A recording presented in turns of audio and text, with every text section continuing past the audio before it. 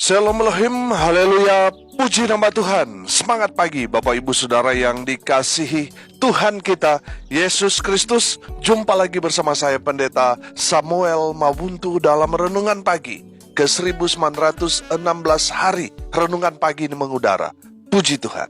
Bapak Ibu Saudara yang dikasihi Tuhan, sebelum kita membaca, mendengarkan, dan merenungkan firman Tuhan hari ini, mari kita berdoa. Minta pimpinan Roh Kudus. Kita berdoa. Bapa di surga, berbicaralah kepada kami semua. Pakai firman Tuhan ini untuk menegur kami, menasihati kami, menguatkan kami, meneguhkan iman percaya kami, dan menuntun kami, supaya kami terus berjalan di jalan Tuhan yang benar. Dan pakai firman Tuhan ini untuk memberkati kami semua. Di dalam nama Tuhan Yesus yang adalah firman Allah yang hidup, kami berdoa. Amin. Haleluya. Bapak Ibu Saudara yang dikasihi Tuhan, bersama dengan saya kita akan belajar Alkitab dari kitab Kejadian sampai kitab Wahyu. Mari buka Alkitab kita dalam kitab 2 Raja-Raja pasal 4 ayat 18 sampai ayat 37. Di bawah perikop perempuan Sunem dengan anaknya. Demikian firman Tuhan. Setelah anak itu menjadi besar, pada suatu hari keluarlah ia mendapatkan ayahnya di antara penyabit-penyabit gandum. Tiba-tiba menjeritlah ia kepada ayahnya, "Aduh, kepalaku, kepalaku." Lalu kata ayahnya kepada seorang bujang, "Angkatlah dia dan bawa kepada ibunya." Diangkatnyalah dia, dibawanya pulang kepada ibunya. Duduklah dia di pangkuan ibunya sampai tengah hari. Tetapi sesudah itu, matilah dia. Lalu naiklah perempuan itu, dibaringkannyalah dia di atas tempat tidur abdi Allah itu. Ditutupnyalah pintu dan pergi, sehingga anak itu saja di dalam kamar. Sesudah itu, ia memanggil suaminya serta berkata, "Suruh kepadaku salah seorang bujang dengan membawa seekor keledai betina. Aku mau pergi dengan segera kepada abdi Allah itu, dan akan terus pulang." Berkatalah suaminya, "Mengapakah pada hari ini engkau hendak pergi kepadanya? Padahal sekarang bukan bulan baru dan bukan hari Sabat." Jawab perempuan itu, "Jangan khawatir." Dipelanainyalah keledai itu, dan berkatalah ia kepada bujangnya, "Tuntunlah dan majulah. Jangan tahan-tahan aku dalam perjalananku, kecuali apabila ku katakan kepadamu." Demikianlah perempuan itu berangkat dan pergi kepada abdi Allah di Gunung Karmel. Segera sesudah abdi Allah melihat dia dari jauh, berkatalah ia kepada Gehasi bujangnya, "Lihat, perempuan Sunem itu datang." Larilah menyongsongnya dan katakanlah kepadanya, "Selamatkah engkau? Selamatkah suamimu? Selamatkah anak itu?" Jawab perempuan itu, "Selamat." Dan sesudah ia sampai ke gunung itu, dipegangnyalah kaki abdi Allah itu, tetapi Gehasi mendekat hendak mengusir dia. Lalu berkatalah abdi Allah, "Biarkanlah dia, hatinya pedih. Tuhan menyembunyikan hal ini daripadaku, tidak memberitahukannya kepadaku."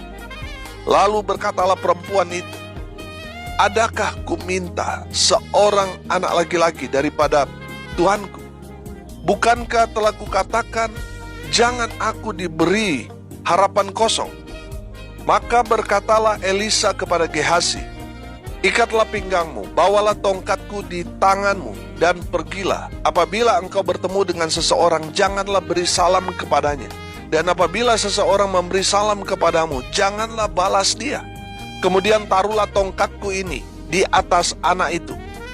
Tetapi berkatalah ibu anak itu, "Demi Tuhan yang hidup dan demi hidupmu sendiri, sesungguhnya aku tidak akan meninggalkan engkau." Lalu bangunlah Elisa dan berjalan mengikuti perempuan itu. Adapun Gehasi telah berjalan mendahului mereka dan telah menaruh tongkat di atas anak itu. Tetapi tidak ada suara dan tidak ada tanda hidup. Lalu kembalilah ia menemui Elisa serta memberitahukan kepadanya, katanya, "Anak itu tidak bangun." Dan ketika Elisa masuk ke rumah, ternyata anak itu sudah mati dan terbaring di atas tempat tidurnya. Sesudah ia masuk, ditutupnyalah pintu, sehingga ia sendiri dengan anak itu di dalam kamar. Kemudian berdoalah ia kepada Tuhan. Lalu ia membaringkan dirinya di atas anak itu, dengan mulutnya di atas mulut anak itu, dan matanya di atas mata anak itu, serta telapak tangan di atas telapak tangan anak itu. Dan karena ia meniarap di atas anak itu, maka menjadi panaslah badan anak itu. Sesudah itu ia berdiri kembali dan berjalan dalam rumah itu, sekali ke sana dan sekali ke sini. Kemudian meniarap pulalah ia di atas anak itu. Maka bersinlah anak itu sampai 7 kali, lalu membuka matanya. Kemudian Elisa memanggil Gehasi dan berkata, "Panggillah perempuan Sunem itu." Dipanggilnyalah dia, lalu datanglah ia kepadanya. Maka berkatalah Elisa, "Angkatlah anakmu ini." Masuklah perempuan itu lalu tersungkur di depan kaki Elisa dan sujud menyembah dengan mukanya sampai ke tanah. Kemudian diangkatnyalah anaknya, lalu keluar. Amin. Haleluya. Bapak, Ibu, Saudara yang dikasihi Tuhan, konteks kebenaran firman Tuhan ini ketika Tuhan mengadakan mujizat kepada perempuan di Sunem itu melalui abdi Allah Elisa dengan memberikan perempuan Sunem itu seorang anak laki-laki. Anak ini adalah anak mujizat. Amin. Karena anak ini lahir dalam keputusasaan perempuan Sunem itu dengan suaminya. Firman Tuhan berkata bahwa suaminya sudah tua, mungkin suaminya sudah tidak bergairah karena sudah lanjut umur, sehingga mereka sudah mulai putus asa. Mungkin waktu mereka pertama-tama menikah, wah, ini menjadi pergumulan doa mereka. Mereka terus meminta dan meminta, tetapi belum mendapatkan jawaban. Tapi sudah perhatikan, setelah usia mereka sudah renta, mereka sudah tidak lagi berharap memiliki anak. Tuhan memberikan apa yang mereka doakan waktu mereka pertama menikah, meminta anak. Tuhan jawab. Saudara yang dikasihi Tuhan, dengar ini baik-baik. Terkadang Tuhan mengizinkan kita mengalami keputusasaan di dalam kehidupan kita. Tetapi percayalah, apa yang sudah pernah kita doakan, Tuhan mendengarnya. Dan menurut waktu Tuhan, Tuhan akan menjawab setiap doa-doa kita. Orang-orang yang percaya kepada Tuhan, sama seperti perempuan Sunem ini. Saya yakin, di masa-masa kehidupan mereka, mereka melihat sepertinya mereka sudah tidak mungkin lagi mendapatkan seorang anak. Sehingga mereka sudah tidak berdoa lagi, saudara, untuk meminta anak. Tapi perhatikan, Tuhan menjawab doa-doa mereka menurut waktu Tuhan. Amin. Bapak, Ibu, Saudara yang dikasihi Tuhan, saudara yang sudah menikah tapi belum diberikan anak, jangan putus asa. Di dalam Tuhan ada pengharapan baru. Amin. Percaya, mujizat masih terjadi sampai sekarang ini. Haleluya. Maka itu yang akan terjadi dalam kehidupan saudara. Haleluya. Anak ini menambah kebahagiaan di tengah keluarga perempuan Sunem ini. Tapi entah kenapa, saudara, anak ini yang tadinya mengikut bapaknya tiba-tiba mengeluh sakit kepala. Firman Tuhan ini tidak menceritakan secara detail kenapa dia sakit kepala. Bisa saja pada saat itu karena panas terik sehingga terjadi pendarahan otak, atau mungkin terjadi ketika penyabit-penyabit itu sedang menyabit gandum hasil panen mereka. Mungkin sabit itu terbang melayang terus kena kepalanya sehingga terjadi pendarahan hebat. Dia menderita sakit lalu mati. Kita tidak tahu apa yang terjadi. Saudara yang dikasihi Tuhan, yang kita lihat di sini bahwa anak ini mengalami penderitaan sakit yang begitu luar biasa sampai akhirnya anak ini mati di pelukan ibunya, di pelukan perempuan Sunem ini. Perempuan Sunem ini menaruh anak itu di tempat di mana Elisa tidur di rumahnya. Perempuan Sunem ini kemudian meminta bujangnya untuk segera mempersiapkan keledai buat dia untuk mencari abdi Allah itu Elisa di Gunung Karmel. Dari kejauhan, Elisa dapat mengenali perempuan Sunem ini. Elisa kemudian menyuruh bujangnya Gehazi untuk menyambut perempuan Sunam ini dan menanyakan keperluannya untuk bertemu dengan Elisa.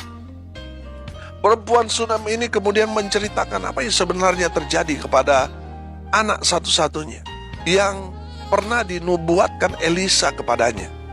Perempuan Sunam ini adalah orang yang gigih, yang tidak mengenal kata menyerah. Dia tidak akan pulang kalau Elisa tidak datang pergi melihat anak yang dia pernah nubuatkan kepada perempuan Sunam ini. Karena desakan itu, Elisa kemudian memutuskan untuk pergi ke rumah perempuan Sunam ini untuk melihat jenazah anak perempuan Sunam itu terakhir kalinya. Singkat cerita, anak perempuan Sunam ini yang tadinya mati bisa bangkit lagi karena kuasa Tuhan. Amin. Hari ini kita belajar dari kebenaran firman Tuhan ini. Yang pertama, Tuhan Allah kita, Allah yang maha kuasa. Amin. Saudara yang dikasihi Tuhan, kita bersyukur kita dapat mengenal Allah yang maha kuasa itu di dalam Kristus Yesus Tuhan, yang penuh dengan kuasa yang dahsyat. Haleluya. Tuhan berkuasa atas hidup mati kita, saudara. Tuhan berkuasa atas maut. Tuhan berkuasa atas alam semesta ini. Tuhan sanggup mengatasi semua perkara yang saudara dan saya sedang hadapi. Saudara yang dikasihi Tuhan, kalau saat ini saudara mengalami satu pergumulan persoalan yang begitu berat, saudara datanglah kepada Tuhan Allah yang maha kuasa ini. Sebab Tuhan sanggup mengatasi semua persoalan pergumulan yang kita sedang hadapi, alami saat ini. Haleluya.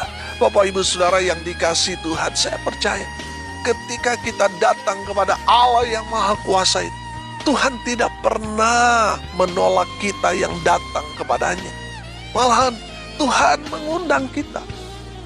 Di dalam Injil Matius 11 ayat 28, ayat legend ini, marilah kepadaku semua yang letih, lesu dan berbeban berat.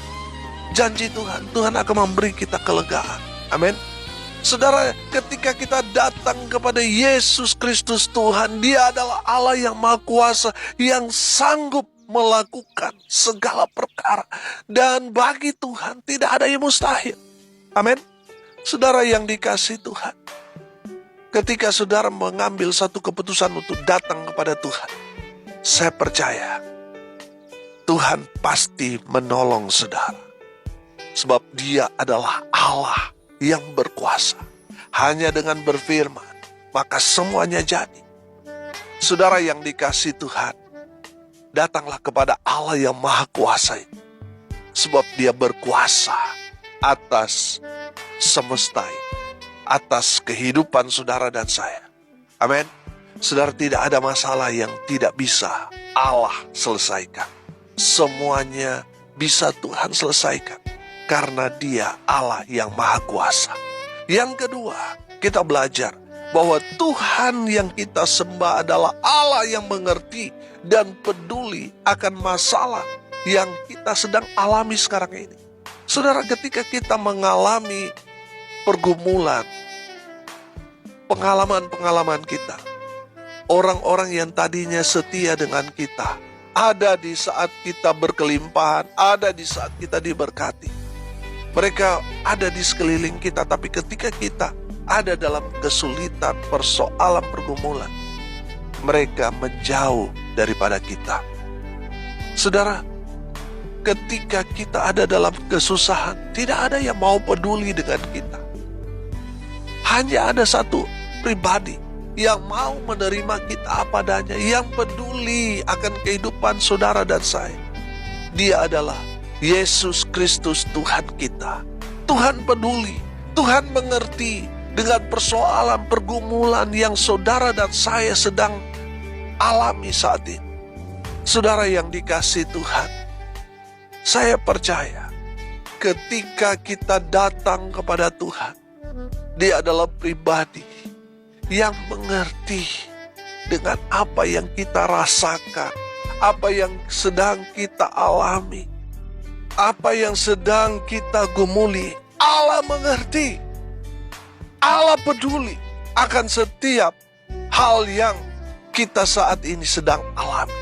Mungkin suami, istri, anak, orang tua, orang-orang di sekitar saudara tidak mengerti dengan apa yang terjadi dalam kehidupan kita. Mereka tidak mau peduli dengan kita. Tapi percayalah, ada satu pribadi yang mengerti saudara. Ada satu pribadi yang mau peduli dengan saudara. Dia adalah Yesus Kristus Tuhan yang mengerti dan peduli akan kehidupan saudara dan saya. Haleluya. Yang ketiga, kita belajar dari firman Tuhan ini. Tuhan terkadang mengizinkan masalah terjadi dalam hidup kita karena Tuhan mau melakukan mujizat yang besar dalam hidup kita. Amin. Sudah perhatikan, anak ini diberikan Tuhan, dinubuatkan Elisa, dan perempuan Sunam ini mendapatkan anak di masa tuanya.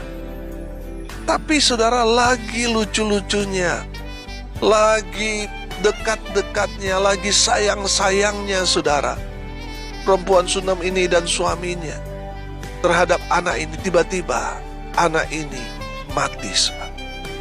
Saudara, ini pasti pukulan telak. Karena bicara tentang anak ini bicara tentang masa depan. Saudara, ketika anak mereka mati, mereka seperti kehilangan masa depan. Makanya perempuan Sunam ini bergegas mempersiapkan diri untuk pergi mencari Elisa abdi Allah di Gunung Karmel. Saudara yang dikasihi Tuhan, kalau kita memperhatikan firman Tuhan ini di ayatnya yang ke-27, perhatikan. Dan sesudah ia sampai ke gunung itu, dipegangnyalah kaki abdi Allah itu, tetapi Gehazi mendekat hendak mengusir dia. Lalu berkatalah abdi Allah, biarkanlah dia, hatinya pedih. Tuhan menyembunyikan hal ini daripadaku, tidak memberitahukannya kepadaku. Sudah perhatikan. Biasanya apa yang akan terjadi dalam zaman Elisa, Tuhan selalu memberitahukan terlebih dahulu. Tuhan kemudian memberitahukan apa yang harus dilakukan oleh Nabi Tuhan. Dalam konteks ini Elisa. Tapi dalam kejadian ini, Tuhan tidak memberitahukan kepada Elisa apa yang terjadi kepada anak perempuan Sunam itu. Saudara yang dikasihi Tuhan, memang terkadang Tuhan mengizinkan masalah berat terjadi dalam hidup kita. Memang kadang seperti misteri, saudara. Tapi dengar ini baik-baik. Tuhan mengizinkan masalah berat terjadi dalam hidup kita karena Tuhan mau melakukan mujizat yang luar biasa dalam kehidupan saudara dan saya. Amin. Kadang Tuhan membuat satu hal yang kita sendiri tidak mengerti apa maksud Tuhan. Tapi percayalah, di balik semua masalah itu ada berkat Tuhan, ada mujizat Tuhan yang Tuhan mau nyatakan di dalam kehidupan saudara dan saya. Amin. Saudara, dengar ini baik-baik. Anak ini adalah anak berkat, anak mujizat buat perempuan Sunam ini di dalam tahun-tahun pergumulan dia. Baru beberapa tahun Tuhan berikan, mungkin belasan tahun, bersama-sama dengan mereka, tiba-tiba anak ini meninggal secara mendadak. Saudara yang dikasihi Tuhan, jangan patah semangat, jangan menyerah, jangan putus asa, jangan menyalahkan Tuhan, karena Tuhan tidak pernah salah. Saudara yang dikasihi Tuhan, mari kita melihat di balik semua masalah yang Tuhan izinkan terjadi dalam kehidupan saudara dan saya, ada berkat yang besar yang Tuhan sedang persiapkan buat saudara dan saya. Amin. Haleluya. Saudara yang dikasihi Tuhan, kalau Tuhan izinkan kita mungkin putus dengan kekasih hati kita, bukan cerai ya. Kalau putus ini masih pacaran, kalau cerai tidak boleh, saudara. Jangan berkecil hati. Tuhan pasti memberikan yang paling terbaik buat saudara. Amin. Mungkin saudara sedang menikmati bekerja di satu tempat kerja, tiba-tiba saudara di PHK. Jangan kecil hati.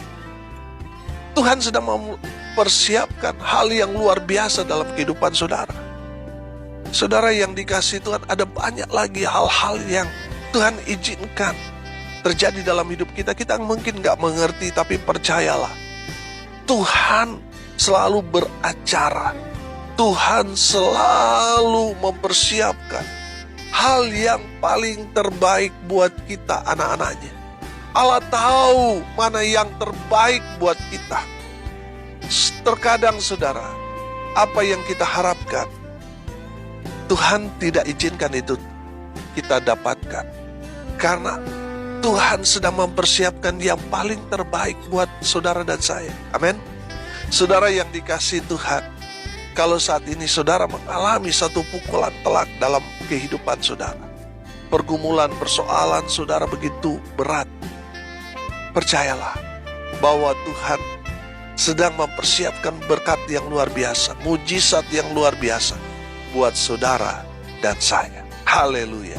Hari ini kita belajar, Tuhan kita Allah yang Maha Kuasa. Yang kedua, Tuhan Allah kita yang mengerti dan peduli atas setiap persoalan, masalah yang kita sedang alami saat ini. Dan yang ketiga, kita belajar, Tuhan terkadang mengizinkan kita mengalami masalah berat dalam hidup kita, karena Tuhan mau melakukan mujizat besar dalam kehidupan saudara dan saya. Jangan mengeluh, jangan menyerah, tetap bersemangat ikut Tuhan. Haleluya. Mari kita berdoa. Terima kasih Bapa di surga atas kebenaran firman yang sangat memberkati kami. Berkati semua pendengar dimanapun mereka berada, sehingga mereka terus bertumbuh di dalam Tuhan. Berkati kehidupan pribadi mereka, rumah tangga mereka diberkati, usaha pekerjaan pelayanan mereka diberkati Tuhan. Hamba berdoa mereka yang sakit, Tuhan lawat, Tuhan jamah, Tuhan sembuhkan oleh bilur-bilur darah Yesus. Mereka yang sakit disembuhkan, mereka yang lemah dikuatkan, mereka yang berduka cita diberikan penghiburan kekuatan dari Tuhan.